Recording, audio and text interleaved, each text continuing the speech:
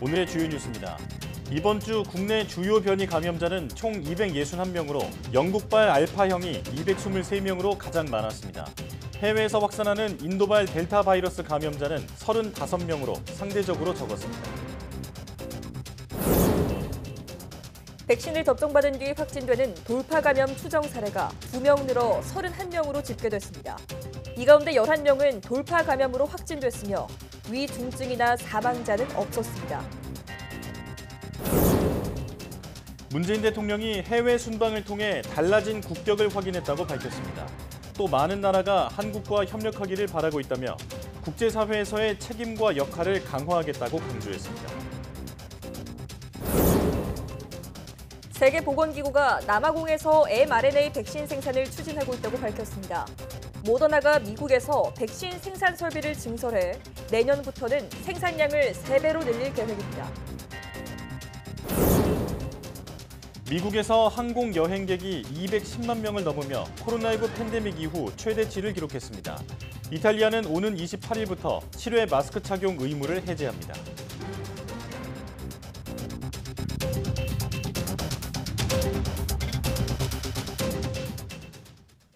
여러분 안녕하십니까? 사이언스 투데이 시작합니다.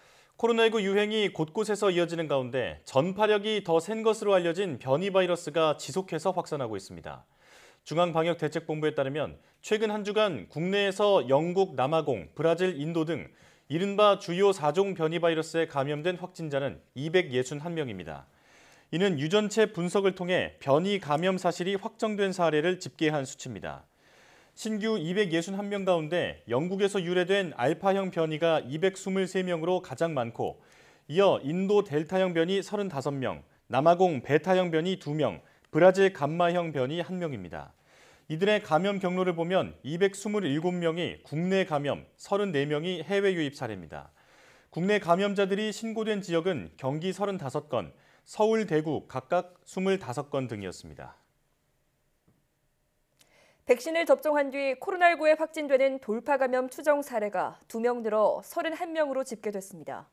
중앙방역대책본부는 국내 돌파 감염 추정 사례가 모두 31건으로 10만 명당 1.43명꼴이라고 밝혔습니다.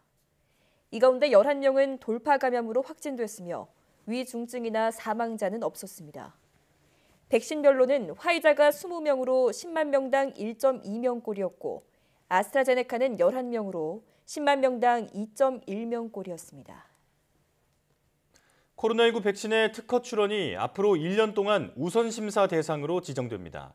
특허청은 국내에서 개발하거나 생산과 관련된 코로나19 백신 기술에 대한 특허 심사를 우선 처리해 빠른 특허 획득을 지원한다고 밝혔습니다. 우선 심사 대상은 국가 지원을 받은 코로나19 백신 관련 특허 출원과 백신을 생산하거나 임상을 준비하고 있는 기업으로 삼성바이오로직스, SK바이오사이언스, 제넥신, 진원생명과학 등입니다. 우선 심사를 받으면 2개월 만에 특허 심사를 받을 수 있어 심사에 걸리는 기간을 최대 1년 앞당길 수 있습니다. 문재인 대통령은 이번 해외 순방을 통해 대한민국의 달라진 위상과 국격을 다시 한번 확인했다며 그에 걸맞게 국제사회에서의 책임과 역할을 강화해 나가겠다고 밝혔습니다. 문 대통령은 국무회의를 주재하면서 G7 정상회의에서 주요 선진국 정상들은 방역에서도 경제에서도 기후변화 등 글로벌 현안에서도 우리나라가 이룬 성과에 대해 한결같이 높이 평가했다며 이같이 말했습니다. 이어 많은 나라가 다양한 분야에서 우리나라, 우리 기업들과 협력 파트너가 되길 바라고 있다며 정부는 각 나라와 협력의 수준을 높이면서 외교의 지평을 확대하는 노력을 계속해 나가겠다고 밝혔습니다. 문 대통령의 발언 직접 들어보시겠습니다. G7 정상회의에서 확인됐다시피 주요 선진국 정상들은 방역에서도 경제에서도 기후변화 등 글로벌 현안에서도 우리나라가 이룬 성과에 대해 한결같이 높이 평가했습니다. 다자 정상회의든 양자 정상회담에서든 우리의 위상이 눈에 띄게 높아졌다는 것을 느낄 수 있었습니다. 대한민국은 다른 선진국들과 함께 중요한 국제 현안을 논의하고 해결하는 핵심적 역할을 하게 될 것입니다. 정부는 우리의 국가적 발전을 외교와 경제 협력에 적극 활용하면서 국민 모두의 실질적인 삶의 수준 향상으로 이어질 수 있도록 전력을 다해 주길 바랍니다. 더불어민주당과 정부 청와대가 코로나19 손실보상법 입법 전에 발생한 피해에 대해 업종별로 세분화해 지원하기로 했습니다. 당정청은 윤호중 원내대표와 조성욱 공정거래위원장, 임서정 청와대 일자리 수석 등이 참석한 가운데 국회에서 을지로 민생현안회의를 열었습니다. 을지로 위원장인 진성준 의원은 집합금지, 영업제한 업종을 두텁게 지원하고 피해가 큰 여행, 관광, 숙박업 등 경영위기 업종도 충분히 지원하는 데 공감했다고 밝혔습니다. 다만 구체적인 방안에 대해선 다양한 의견이 있었다며 실제 피해 수준이나 매출 규모를 종합적으로 고려해 되도록 지원금을 세분화하기로 했다고 설명했습니다. 가상화폐 거래소의 무더기 코인 상장 폐지에 대한 반발이 잇따르고 있습니다. 업비트의 대규모 상장 폐지에 코인 발행업체가 소송전을 예고했고 청와대 게시판에는 코인 상장 폐지로 피해를 입은 투자자들이 거래소 측에 사과와 보상을 요구하는 글이 올라왔습니다. 이종수 기자입니다. 국내 최대 가상화폐 거래소 업비트가 홈페이지에 장문의 공지사항을 올렸습니다. 지난 18일 상장 폐지를 결정한 코인의 발행업체 피카 프로젝트에서 받은 코인 가운데 이벤트에 사용하고 남은 디지털 자산을 무단 사용하거나 매매한 사실이 없다며 악의적인 허위사실 유포에 대해 민형사상 책임을 엄중히 물을 것이라고 밝혔습니다. 앞서 피카 프로젝트는 자사 발행 코인 상장 폐지가 알려진 지난 17일 업비트는 상장 폐지 사유에 대한 구체적 내용을 밝히지 않았다며 피해자들을 모아 법적 대응하겠다고 밝혔고 사흘 뒤인 20일에는 상장 전 업비트 요구로 코인 500만 개를 업비트에 전송했는데 이것이 상장료 명목으로 이용됐다고 주장했습니다. 피카 프로젝트는 법률 대리인을 선임하고 피해 보상 요구 소송과 상장 폐지 효력 정지 가처분 신청을 준비 중입니다. 코인 발행업체뿐 아니라 코인 상장 폐지로 날벼락을 맞은 투자자들도 반발하고 있습니다. 청와대 청원 게시판에는 지난 14일 원화마켓에서 별다른 이유 없이 가상화폐를 상장 폐지했다며 이로 인해 개인 투자자들이 막대한 피해를 입고 있지만 한마디 사과와 보상이 없다는 글이 올라오기도 했습니다. 이달 들어 업비트는 지금까지 29개 코인 상장 폐지를 결정했고 1개 코인은 유의 종목으로 지정했습니다. 코인빗이 8개 코인 상장 폐지, 28종에 대해선 유의 종목으로 지정했고 빗썸은 4종의 코인 상장 폐지, 2종의 코인은 유의 종목으로 신규 지정했습니다. 여기에 중견 거래소들도 무더기 잡코인 정리에 기습적으로 나서면서 가상화폐 시세가 큰 폭으로 떨어지고 투자 심리도 얼어붙으면서 투자자들 피해가 이어지고 있습니다. 추진되고 있는 암호화폐 거래소 상장 폐지권에 대해서는 제가 볼 때 사실 좀 시장의 혼란을 가중시키는 문제점이 좀 있다고 생각을 합니다. 예를 들어서 암호화폐 상장을 폐기하기 위해서는 폐기에 대한 합당한 기준과 그리고 가이드라인이 있어야 되는데 그거를 공개 안 하고 있습니다. 금융당국이 거래소 신고 심사 관련 업무를 할 수 있을 뿐 암호화폐 상장 또는 상장 폐지와 관련돼 개입할 수 있는 권한이 없어 투자자 보호를 위한 구체적인 법령과 규제 마련이 필요하다는 목소리가 높아지고 있습니다. YTN 이종수입니다. 다음 달부터 자동차 경유에 포함되는 바이오디젤 의무 비율이 3%에서 3.5%로 올라갑니다. 산업통상자원부는 이런 내용을 담은 관련 시행령 개정안이 국무회의에서 심의 의결됐다고 밝혔습니다. 이번 개정안은 수송용 연료에 대한 신재생에너지 연료 혼합 의무 비율을 상향 조정하고 3년 단위로 0.5%포인트씩 올려 2030년에는 5%까지 늘리는 내용이 담겼습니다. 정부는 바이오디젤 혼합 의무 비율이 0.5% 상향되면 해마다 33만 이산화탄소톤이 줄어들고 미세먼지 감축에도 효과가 있을 것으로 기대했습니다.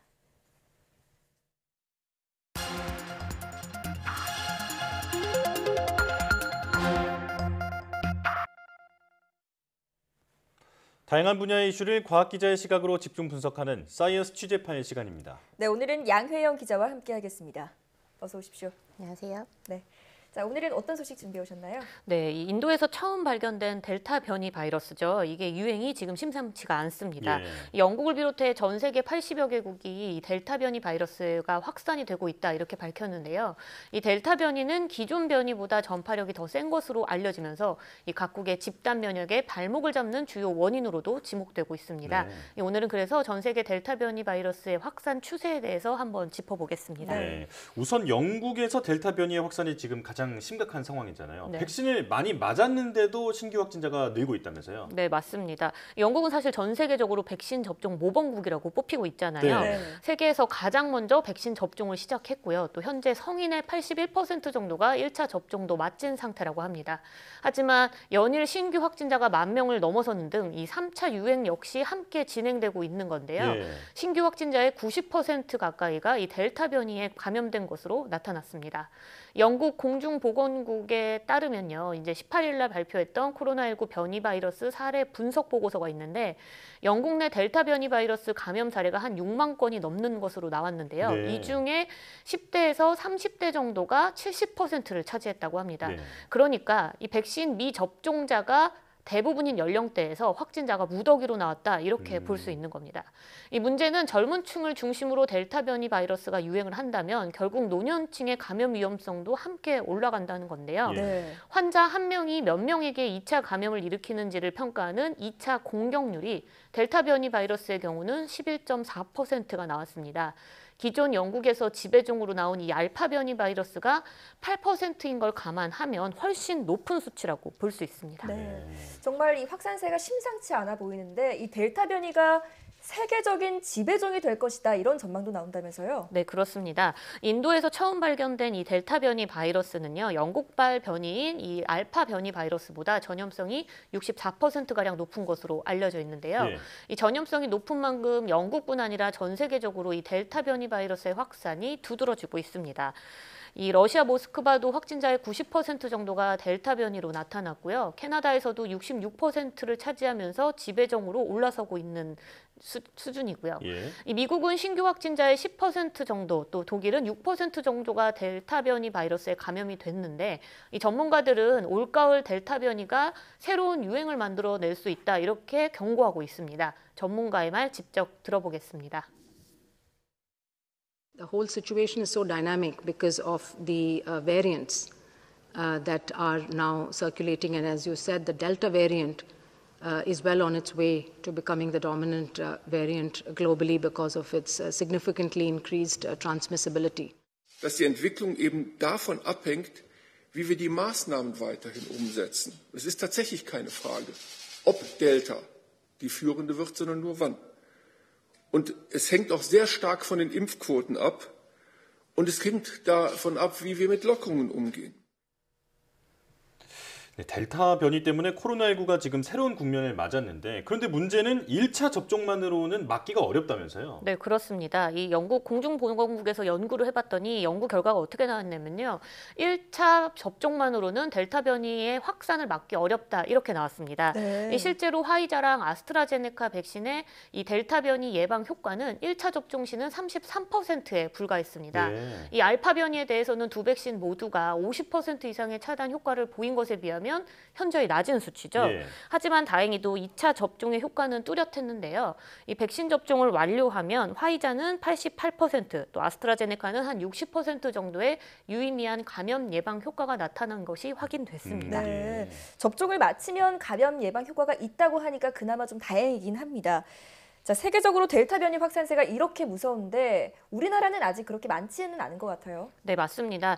지난 15일을 기준으로, 지난주를 기준으로 국내 델타 변이 바이러스의 감염자를 살펴보면요. 185명입니다. 이거는 전체 변이 바이러스 그 확진자의 한 8% 정도의 수준인 거거든요. 예. 이 가장 많은 알파 변이가 1,855건으로 85% 가까이를 차지했으니까 아직은 굉장히 적은 수치라고 볼 수 있죠. 네. 하지만 최근 새롭게 발견된 이 변이 바이러스 가운데 델타 변이 바이러스의 비율이 계속 높아지고 있는 게 문제입니다. 우리나라도 전 세계의 추세와 비슷해지고 있다 이렇게 볼 수 있는 건데요. 예. 이에 따라서 방역 당국은 해외 상황을 주시하고 관리를 강화하겠다 이렇게 밝혔습니다. 정은경 중앙방역대책본부장의 설명 직접 들어보겠습니다.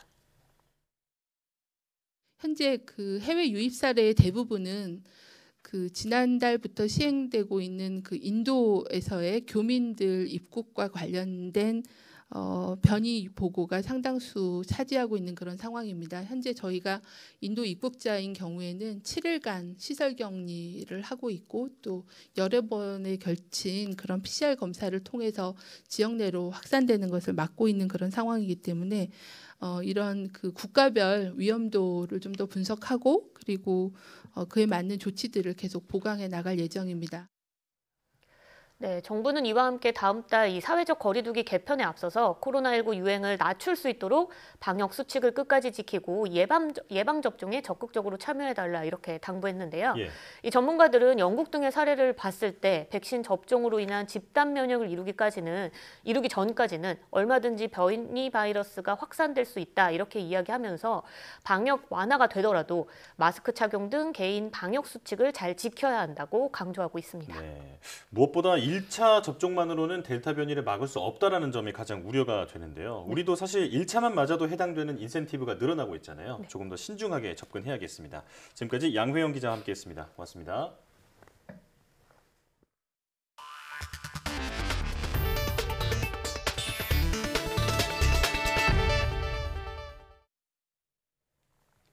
미국의 항공 여행객이 210만 명을 넘기며 코로나19 대유행 이후 또다시 최대치를 기록했습니다. 이틀 연속 사망자가 한 명도 발생하지 않는 지역도 나오고 있는데요. 백신 접종률이 높은 주에서는 일상이 빠르게 회복되고 있는 모습입니다. 워싱턴에서 강태욱 특파원이 전해드립니다. 미국 교통안전청은 현지 시각 20일 미국 전역에서 공항 보안 검색대를 통과한 여행객이 210만여 명으로 집계됐다고 밝혔습니다. 지난해 3월 코로나19 사태가 확산한 이후 하루 항공 여행객으로는 가장 많은 것입니다. 코로나19 이전인 2019년 이맘때의 270만 명 수준에 근접하고 있는 겁니다. 항공사들은 오히려 몰려드는 승객을 다 감당하지 못하는 실정입니다. 아메리칸 항공은 승무원 부족을 이유로 다음 달 중순까지 승객들을 다른 항공편으로 옮겨서 다시 예약하고 있습니다. 백신 접종률이 올라가면서 일상 회복이 빨라지고 있지만 고용은 그만큼 따라가지 못하고 있기 때문입니다. They're basically asking, workers who have led their lives differently over the past year to drop everything and run back to the office or the business or whatever. 이런 가운데 메릴랜드주는 이틀 연속 코로나19 사망자가 한 명도 나오지 않았다고 밝혔습니다. 확진자도 이틀 연속 50명 아래로 떨어지면서 일주일 평균 감염률도 0.66%로 1% 아래로 내려갔다고 설명했습니다. 뉴욕시도 양성 판정 비율이 지금까지 가장 낮은 0.53%까지 떨어지면서 대부분 식당이 영업을 재개하는 등 회복에 나서고 있습니다. I've never served a table before in my life, whereas today me and my manager served the entire restaurant, all 160 seats. 더블라지오 뉴욕시장은 900만 회분까지 백신 접종이 이뤄지는 등 과학을 신뢰해서 생긴 일이라고 강조했습니다. 이에 따라 뉴욕시는 프로풋볼 경기를 관람하려면 백신을 맞아야 하는 의무사항을 폐지하기로 했습니다. 워싱턴에서 YTN 강태욱입니다. 지난 몇 달 동안 인도 전역을 강타했던 코로나19 확산 사태가 완연히 잦아드는 분위기입니다.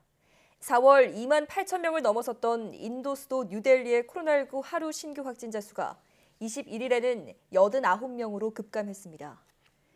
뉴델리의 신규 확진자 수가 100명 아래로 내려간 것은 지난 2월 16일 이후 4달 만입니다. 또 지난달 초 하루 41만 명 넘게 확진자가 쏟아졌던 인도 전체의 확산세도 크게 꺾여 22일 오전 기준 인도의 하루 신규 확진자 수는 42,640명으로 집계됐습니다. 코로나 사태가 진정된 이탈리아에서 다음 주부터 실외 마스크 착용 의무가 해제됩니다. 로베르토 스페란차 이탈리아 보건장관은 페이스북을 통해 오는 28일부터 화이트존에서 실외 마스크 착용 의무를 해제한다고 발표했습니다. 이탈리아의 코로나19 위험 수준은 1단계 화이트부터 4단계 레드까지 4개 등급으로 나뉘는데 현지 보건 전문가들은 28일이면 전국이 화이트존으로 분류될 것으로 보고 있습니다. 코로나19 백신에 대한 접근성이 가장 열악한 아프리카에서 자체적으로 mRNA 백신을 생산할 수 있는 길이 열릴 전망입니다. 테워드로스 거브러여수스 WHO 사무총장은 mRNA 기술 제공에 관심을 가진 몇몇 회사들과 협상 중이라며 관련 내용을 공개했습니다. 박상남 기자의 보도입니다. 테워드로스 거브러여수스 WHO 사무총장은 mRNA 코로나19 백신 생산을 위한 기술 이전 거점을 남아공에 설립하는 방안이 구체적으로 논의되고 있다고 밝혔습니다.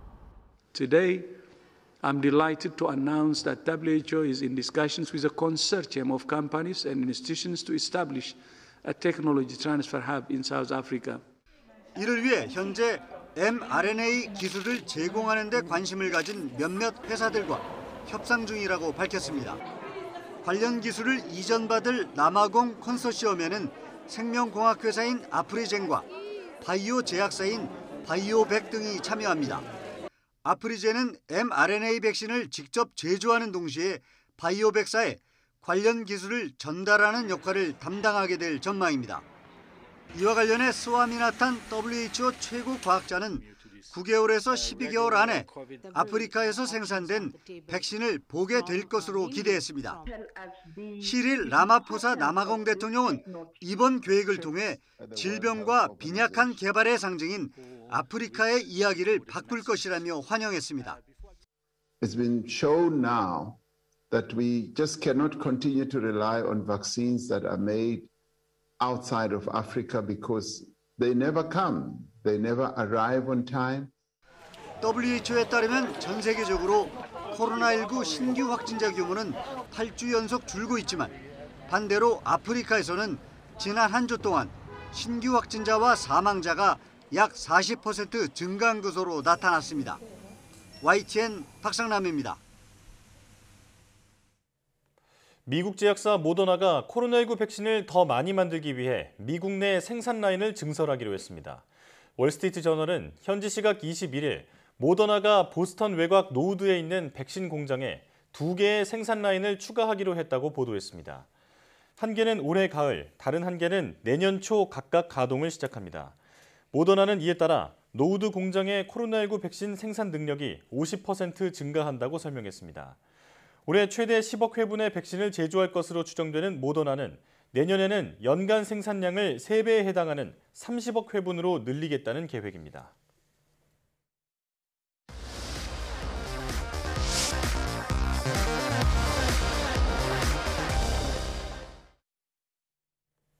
공을 굴려 10개의 핀을 쓰러뜨리는 볼링은 평등의 스포츠라고도 불리는데요.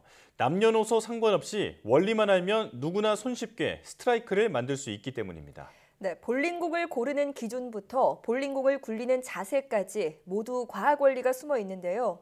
사이언스 앤 라이프에서 볼링의 과학적 원리에 대해 알아보겠습니다. 지금 화면으로 만나보시죠.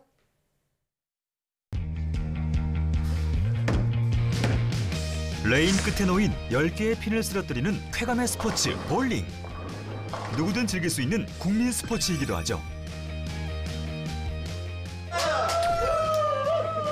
나이나 성별이나 상관없이 다 재밌게 칠 수 있는 게 장점인 것 같아요. 얼핏 쉬워 보이지만 수많은 과학적 원리가 숨어있는 스포츠인 볼링을 제대로 즐기는 방법에 대해 알아봅니다.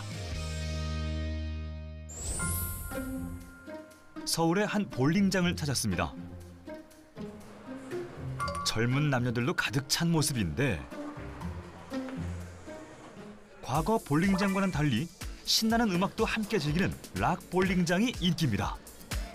볼링 마니아들 사이에선 이미 소문난 핫플레이스라는데요.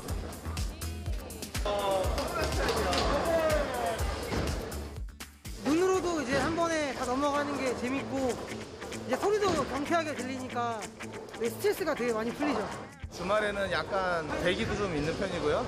아무래도 일반 손님들이 쉽게 접근을 할 수 있고 그리고 다 같이 어울려서 즐길 수 있는 그런 스포츠다 보니까 좀 인기가 많은 것 같아요. 볼링장 한켠에선 대결 중인 이들이 보입니다. 자신만만하지만 이내 신중하게 공을 던지는 남성. 시원한 한방 스트라이크입니다. 여성의 기세도 못지않은데요. 몇 정도 치세요? 평균 160, 170점 정도 치는 것 같아요. 저는 한 150에서 160 정도 치고 있어요. 150? 혹시 네. 성당을 잘 치는 거예요? 잘 치지는 못한다고 생각은 해. 많이 즐기죠, 대신. 볼링장 곳곳에서 만난 젊은 동호회원들. 사뭇 비장함까지 느껴지는 손길입니다. 과연 결과는 어떨까요? 어이? 볼링공 하나에 희비가 엇갈립니다. 와! 어떻게 된 거예요? 제가 오른쪽 버터에 빠져가지고 핀이 하나도 못 쓰러졌습니다. 왜 그런 거예요? 제가 자세가 아직 좀 안 잡혀 있는 상황에서 좀 흔들려가지고 밖에 오른쪽으로 손이 빠져가지고 공이 오른쪽 버터로 빠져나갔습니다. 볼링을 칠 때는 자세를 잡는 게 진짜 중요하거든요. 힘보다는 왔다 갔다 하는 어깨 반동의 역할이 큽니다. 공을 얼마나 세게 던지느냐보다 어떤 자세로 던지느냐가 스트라이크의 핵심. 결과는 깔끔한 스트라이크입니다. 10개의 핀을 정복하기 위한 자세는 무엇일까요? 우리는 볼링공을 투구할 때 진자 운동의 원리를 활용하게 됩니다. 그 이유는 우리가 근력만을 이용하게 되면요, 큰 근력을 냈을 때 정확성이 떨어지게 됩니다. 그래서 근력 이외의 힘을 활용해야 되는데요. 볼링공을 높이 들게 되면 중력에 의해서 아랫방향으로 떨어지게 되는데요. 이때 어깨를 축으로 진자 운동을 하게 됩니다. 볼링공이 가장 낮은 지점에 위치해 있을 때 속도가 가장 빠르게 되고, 그때 우리는 작은 근력만으로도 공을 강하게 투구할 수 있게 됩니다. 작은 근력으로 큰 힘을 내는 자세. 공을 던지기 위해 팔을 뒤로 뻗을 때 팔과 몸통의 각도는 90도를 이뤄야 합니다. 한편 반대쪽 어깨는 지면과 수평을 이뤄야 하는데요. 마지막으로 공을 던지는 순간 하체가 끝까지 견고하게 고정돼 있어야 공이 힘있게 레인 끝까지 도달할 수 있습니다. 이렇게 공을 던지는 순간부터 끝까지 팔과 어깨, 하체 모두가 균형을 이루어야만 스트라이크 성공 확률이 높아지는 거죠.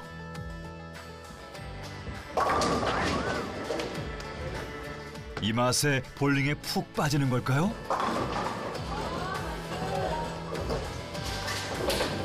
와, 나이스 샷! 일할 때 이게 스트레스를 받는 게 스트라이크를 치면은 좀 날아가는 게 있어요. 나이나 성별이나 상관없이 다 재밌게 칠 수 있는 게 장점인 것 같아요.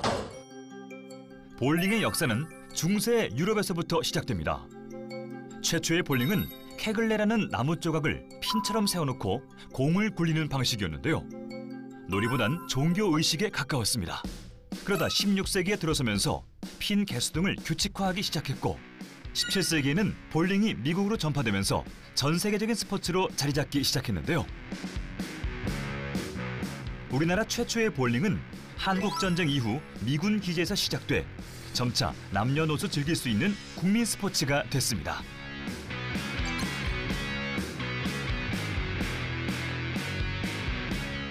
한때 배우 김수현이 프로볼로에 도전하면서 화제가 됐고, 전 리듬체조 국가대표 신수지 역시 현재 볼러로 활동 중입니다. 볼링은 공을 핀에 정확히 맞추는 게 중요하죠. 그런데 막판에 휘어지는 공, 포착하셨나요? 레인의 오일을 만났을 때 쭉 미끄러져 가다가 저 앞에 있는 오일이 없는 지점을 가게 되면 마찰이 생겨서 자동적으로 이제 휘게 되어 있어요. 저 레인에 발라져 있는 기름이 공에 묻어 나온 건데, 혹시 볼링장 바닥이 미끄럽다고 느낀 적 있으신가요? 그 이유는 볼링장 레인 위로 늘 오일을 발라두기 때문입니다. 그 이유가 뭘까요? 볼링공이 레인 위를 굴러갈 때도 마찰력이 발생을 하고요. 레인 위의 오일은 이 마찰력을 감소시켜서 공의 속도가 주는 것을 방지해 주는데요. 레인의 끝 3분의 1 지점에는 드라이존이라고 해서 오일이 도포되어 있지 않습니다. 이 구간에서 회전하는 볼링공의 경우 급격하게 마찰력이 증가해서 공이 휘어지게 되는 겁니다. 레인 위에 오일을 도포해 둠으로써 공이 더 빠른 속도로 굴러갈 수 있게 하는 원리인데요. 미끄럽지 않은 레인의 끝 지점에서는 이렇게 공이 급격히 휘어지게 되는 거죠. 이 과학적 원리를 잘 활용해야 스트라이크 성공률을 높일 수 있습니다. 공을 1번 핀 방향으로 스트레이트로 던질 경우에는요, 공이 정확하게 맞지 않으면 뒤에 있는 5번 핀이 남아있을 확률이 크고요. 그리고 정확하게 맞을 때는 맨 뒤에 있는 7번과 10번 그 두 개 있는 핀이 남아서 스페어 처리하는 것이 어려울 수 있습니다. 1, 3번을 타격하게 되면 그 타격한 방향으로 볼링공이 나아가면서 2번 방향에 있는 좌측에 있는 핀들은 볼링공이 치게 되고, 그리고 3번 이하에 있는 핀들은 핀 액션에 의해서 공이 쓰러지게 되는 거죠. 어떤 핀을 공략하는지도 중요한 요인인데요. 1번과 3번 사이를 공략하면 먼저 2, 4, 7번이 쓰러지고 다음 3번이 쓰러지면서 6번과 10번을, 마지막 5번 핀이 나머지를 쓰러뜨리게 됩니다. 이렇듯 스트라이크는 운이 아니라 철저한 계산과 과학적 원리를 통해 이루어지는 것임을 알 수 있습니다.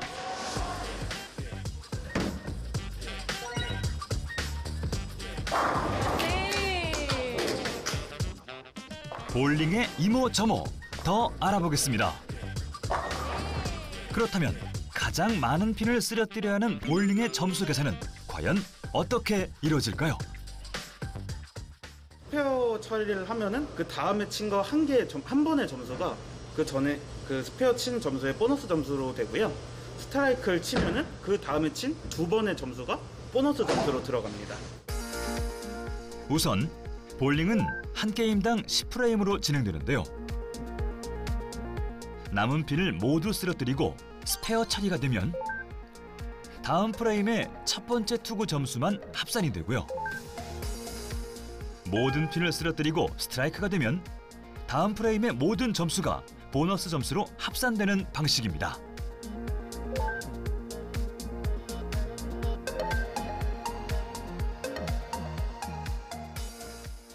프레임부터 10프레임까지 스트라이크를 계속 쭉 쳤을 때의 만점이 300점이에요.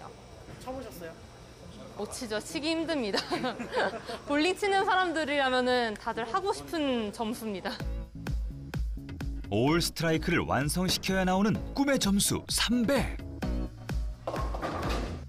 아, 역시 쉽지 않네요. 지금 오른쪽에 있는 핀이 남았기 때문에 초구 굴렸던 공과 다른 볼로 이제 굴려볼 거예요. 자세뿐 아니라 어떤 공을 던지느냐에 따라서도 승패가 갈릴 수 있다는데, 하드볼은 휘지 않고 직진하는 공이기 때문에 오른쪽에 있는 핀을 처리하기에 쉽습니다. 심사숙고 끝에 공을 고르고 재차 도전에 나선 여성.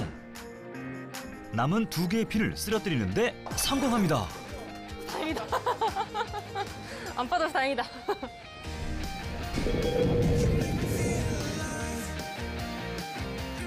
승패를 좌우하는 또 하나의 요인, 볼링공의 세계를 알아봅니다. 볼링공은 크게 하드볼과 소프트볼로 구분이 되는데요. 소프트볼은 내부에 코어라는 것이 들어가 있습니다. 이 코어의 역할은 회전 관성을 높여서 한번 회전하는 물체가 지속적으로 회전할 수 있게 도와주는 역할을 하게 됩니다. 이 공의 표면은 부드러운 재질로 이루어져 있어서 마찰력이 높습니다. 그래서 동일한 회전수에도 공이 더 급격하게 휘어질 수 있는 거고요. 하드볼은 딱딱하고요, 미끄러워요. 그래서 이 공은 스트레이트를 치는데 매우 유리하고 직진성이 강합니다. 스피어 처리를 할 때 유리하고요. 흔히 볼링공이 무거울수록 좋다고 생각하죠? 정말 그럴까요? 무거운 공을 했을 때 훨씬 더 큰 운동량으로 볼링핀을 많이 쓰러뜨릴 수 있는데요.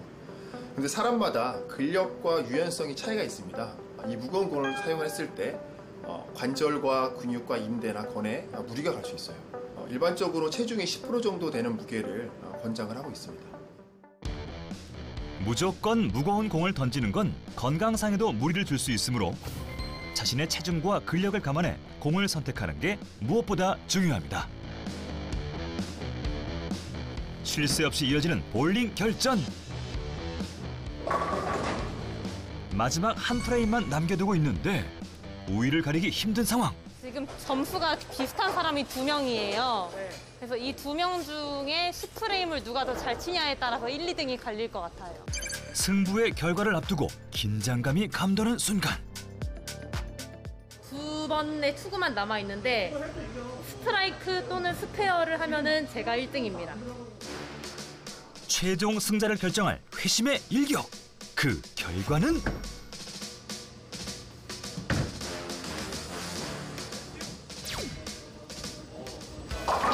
어김없이 스트라이크 성공입니다. 이기셨네요. 아, 네, 제가 이긴 것 같습니다. 네, 기분 너무 좋아요. 네, 다 같이 그냥 주말에 친구들이랑 즐기기 좋은 스포츠인데 이렇게 또 이기기도 해서 더 기분이 좋습니다. 오늘 평소 치던 거보다 점수가 잘 안 나오긴 했는데 그래도 이제 좋은 사람들과 재밌게 칠 수 있어서 재밌었던 것 같아요. 볼링 속 숨겨진 과학을 알아본 시간.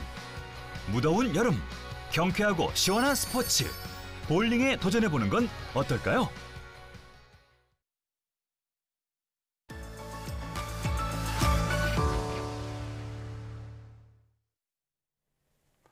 지난 4월 기후정상회의에 이어 우리나라에서 열린 P4G 녹색미래 정상회의에서도 세계의 정상들은 지구온난화를 막기 위해 탄소 중립에 동참해야 한다는 데 뜻을 함께했습니다. 네, 하지만 문제는 기후위기의 주요 원인인 온실가스 배출이 지속해서 늘고 있다는 건데요.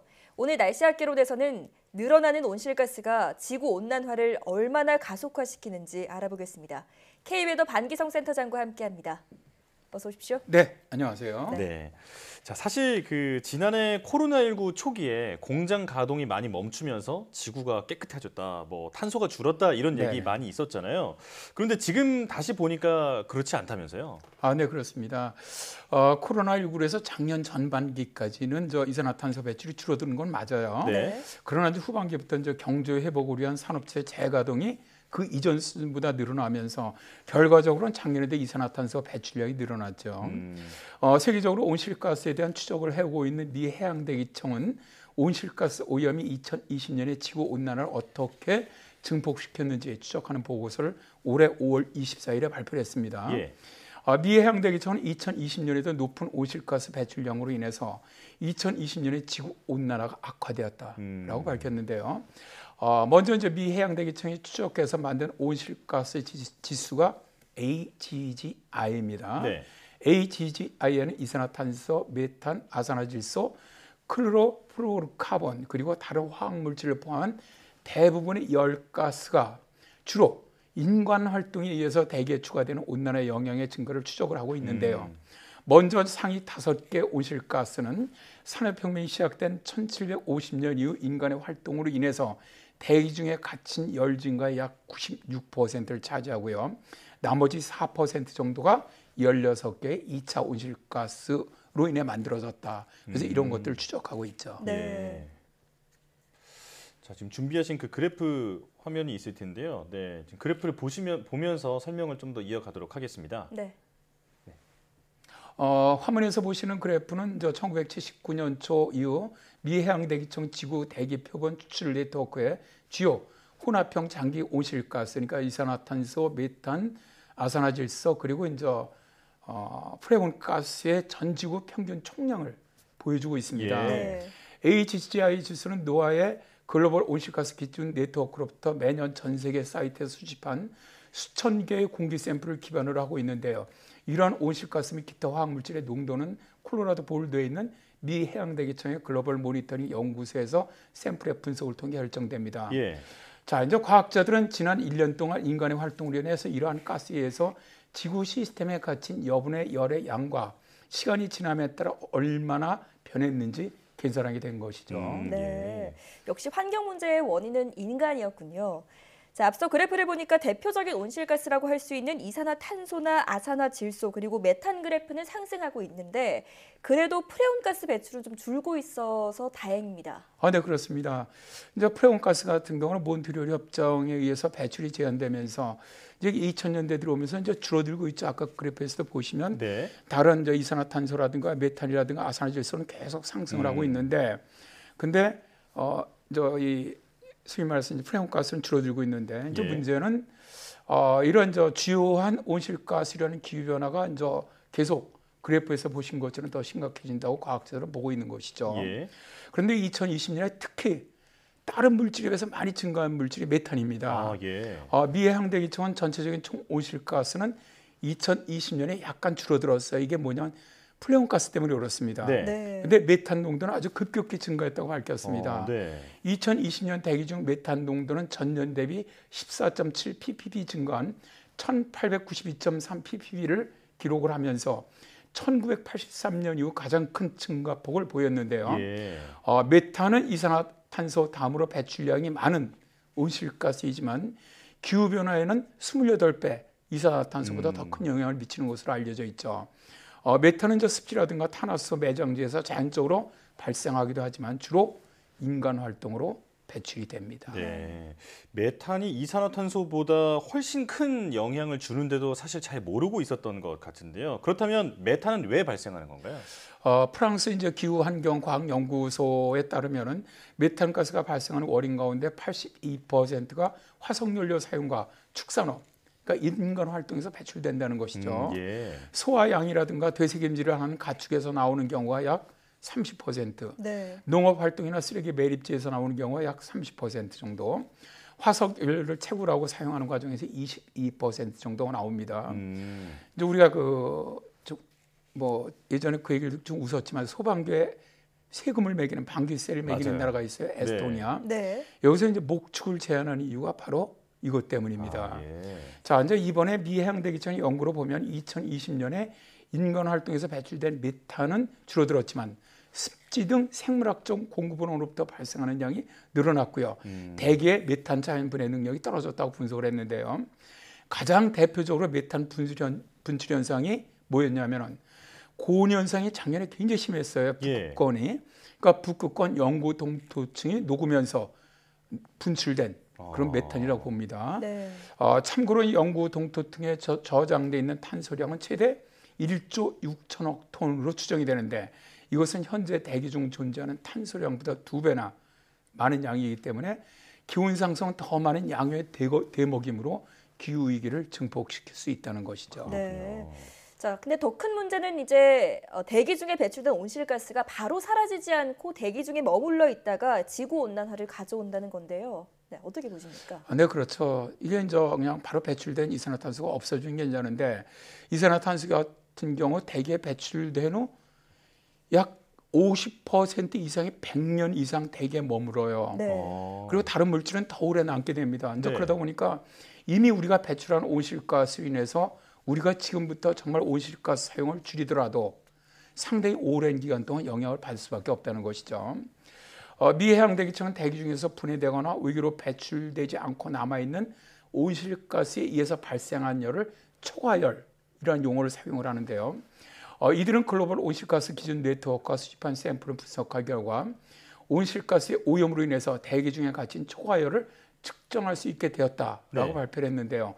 서로 다른 온실가스의 기여는 시간이 지나면서 진화를 해왔지만 인간이 모든 온실가스의 증가에 거의 100% 책임이 있다는 결론을 피할 수 없다라고 이번에 주장하고 있습니다. 그렇군요. 이제 길게는 100년까지도 유지된다고 하니까 지금 당장 탄소 배출을 완전히 줄여도 온난화를 피할 수 없다라는 주장이 거기서 그 근거가 있는 거군요. 네, 그렇습니다. 네. 자, 그럼 온실가스별로 기후에 미치는 누적 영향도 다 다른 건가요? 네, 그렇습니다. 이번 보고서에서 이제 미 해양대기청은 2006년에 정책 입안자들, 교육자들 그리고 국민들이 시간이 지남에 따라서 온실가스가 기후에 미치는 누적적 영향을 이해하는 것을 돕기 위한 방법으로 첫 번째 AGGI를 발표했었어요. 네. AGGI는 매년 인간이 초래한 방출에 이어서 대기 중에 얼마나 많은 여분의 열이 갇혀 있는지 복잡한 과학적 계산을 예년과 쉽게 비교할 수 있는 단일 숫자로 변환한 겁니다. 네. 화면으로 보시는 그림은 1750년에 비해서 수명이 긴 모든 온실가스의 열 트래핑 영향, 이제 저희들은 복사 강제 이력이라고도 얘기를 하는데 이걸 잘 보여줍니다. 이 부분에 파란색이 이산화탄소인데요. 현재까지 누적 열 영향이 가장 큰 것을 알 수가 있고요. 네. 이산화탄소는 매년 400억 미터톤이 운송이라든가 전기 발전, 시멘트 제조, 산림 벌채 등에 의해서 발생을 하고요. 미 해양대기청 측정 결과 2020년 전 세계 평균 이산화탄소 수준은 412.5 ppm으로 2019년에 비해 2.6 ppm 증가를 했는데요. 이것은 1980년 미 해양대기청의 측정치였던 338.9 ppm이었던 이후 6번째로 큰 연간 증가율입니다. 네. 2020년의 증가폭은 사실 코로나로 인한 경기 침체가 아니었다면 사상 최대였을 것이다 라고 이제 미 해양대기청 과학자들은 말하고 있는데요. 그러면서 붉은색 실선이 1990년에 AGGI 1로 지수화가 됐는데 오른쪽에 표시되고 있죠. 과학자들은 AGGI를 산업혁명이 시작된 1750년을 벤치마킹을 해서 0의 값을 부여를 했고요. 교토 의정서였던 1990년에 AGGI 지수를 1.0으로 결정을 했습니다. 그러니까 AGGI는 교토 의정서 이후에 인간이 초래한 온실가스 배출에 의해서 대기 중에 갇혀 있는 열의 상대적 변화를 추적하는데 아주 매우 유용하다고 할 수가 있는데요. 작년인 2020년에 AGGI는 1.47에 도달했거든요. 코로나 대유행으로 인한 경기 침체에도 불구하고 2019년에서 2020년까지의 변화는 예년과 비슷하게 상승을 했어요. 그렇다면 코로나19의 경기 침체에서 벗어나기 위해서 올해는 뭐 총력을 전 세계가 지금 기울이고 있지 않습니까? 그렇죠. 이런 세계적인 상황에 비춰본다면 전 지구적으로 온실가스를 줄이려고 하는 정말 어떻게 보면 좀 획기적인 노력이 없다면 올해는 더 급격하게 AGGI 지수가 상승할 가능성이 높아 보입니다. 그렇다면 결국 우리에게 다가올 기후재앙의 빈도는 더 늘어나고 강도는 더 커지게 될 겁니다. 네. 자, 더 큰 재앙이 닥치기 전에 세계 각국이 협력해서 탄소 중립을 꼭 실현해야겠습니다. 지금까지 K웨더 반기성 센터장과 함께했습니다. 오늘 나와주셔서 고맙습니다. 네, 감사합니다.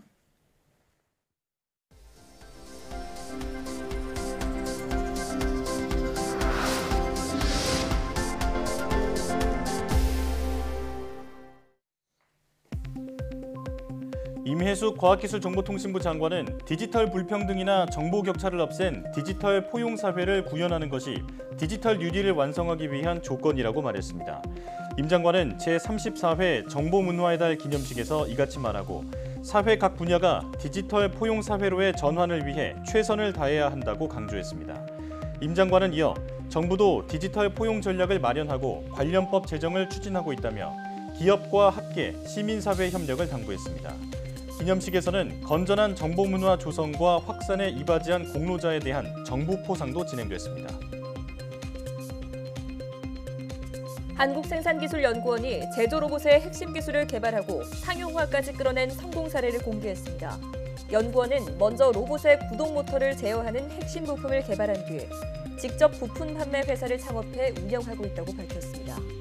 또 인간형 로봇손을 개발한 뒤 국내 민간 기업과 기술 협력을 통해 산업용 제품 출시를 앞둔 사례와 기업 생산 현장의 로봇 자동화를 직접 지원한 사례도 소개했습니다.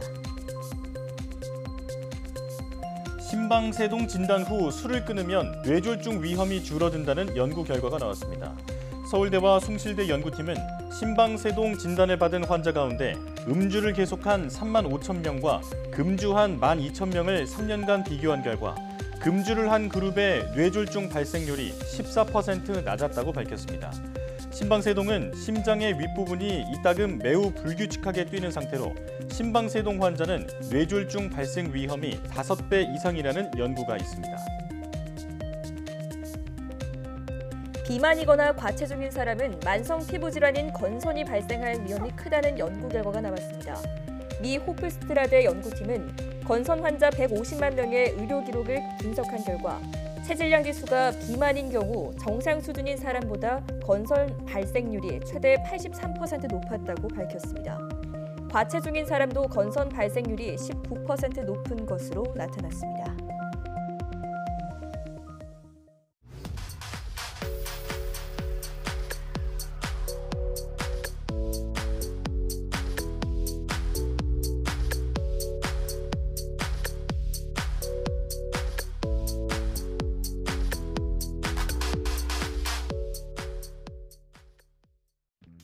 경기도 양평에 이렇게 공기가 좋은 산림욕장이 있다는 게 참 신기하다. 이 배경은 또 고철디오 하면서 처음인 것 같은데? 산속에서 이렇게 힐링할 수 있는 거 없어? 요가!